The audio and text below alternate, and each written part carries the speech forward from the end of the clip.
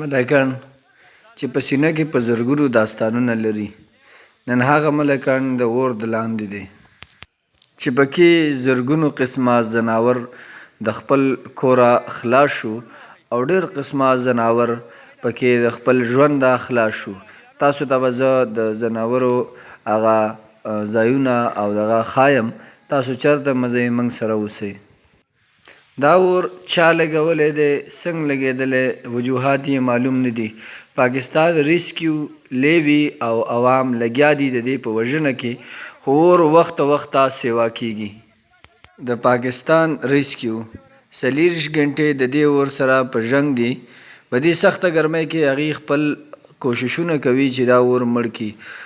یو بل خوب نه کوي. پلاستیک دی بره به یو خو چې دا ښکته کنټرول ښکته نه راځي.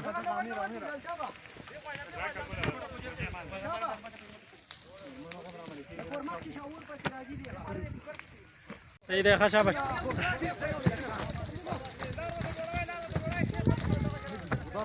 صحیح دی ښه ځان ساتئ چې ونه سوځئ.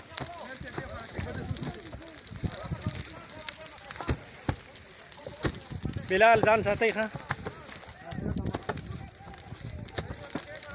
ټیک دی په بره به ځي دغه پورته ورته څه نشته خو چې ښکته لاړ نه شي.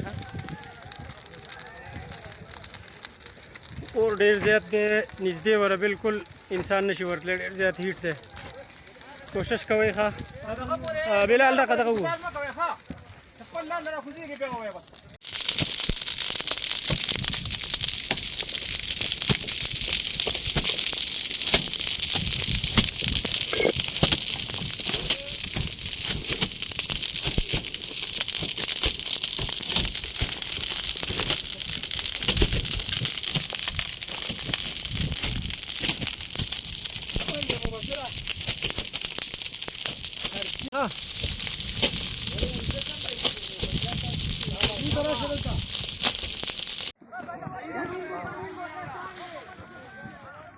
سمی ځان ساته ښه.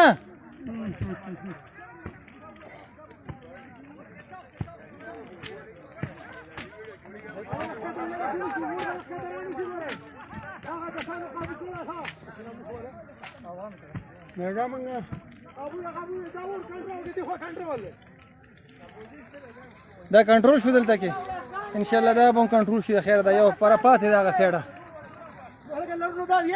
هلکه لرونه کټوي ورته وکړئ، عوام ډېر زیات دی. شابه دغلته ورته کټوي وکړئ. شابه کوي هلکه مقامي چې کوم کسان دي ورچې کټوي وکړئ. شابه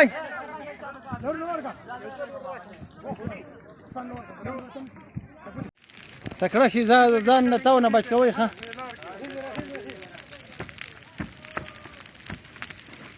خیال کو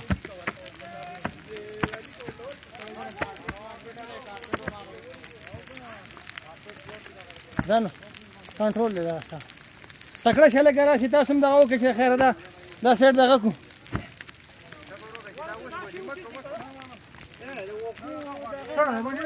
دا د خیره لیوي والا هم راغلل د ګټې سره بیا ګیرې.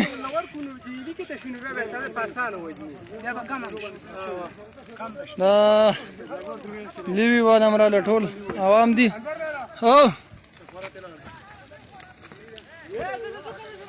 رېسکیو کار هم لګیا دی. هلکه لږ لاس کې شاباش، همت وکړئ تاسو، لږ همت وکړئ، الله به پکې برکت واچوي. شابه کوئ. یو کس ته په دغه شان دغه ونیسئ، د بل یې مړ کوئ. د یو ورته مخې ته دغه ونیسئ، دغه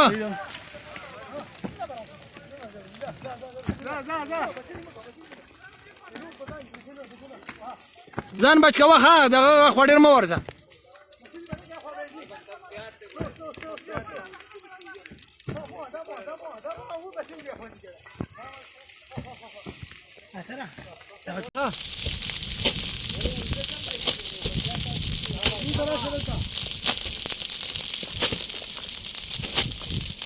اور ډېر زیات دی، اخوا هم لګېدلی دی.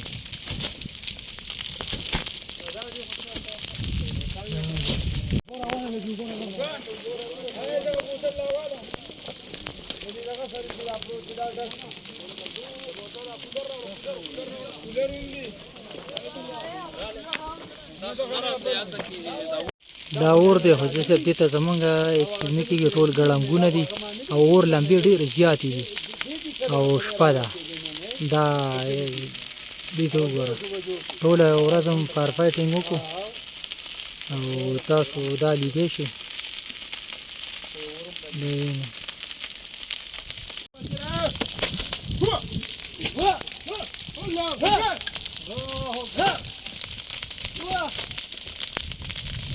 بس دا اور دی او دا شپه شپه له د دې سره څه وکړو د دې خو مونږ بس په چل نه پوهېږو یغه تو قدم نه له غړنګ او بړنګ واو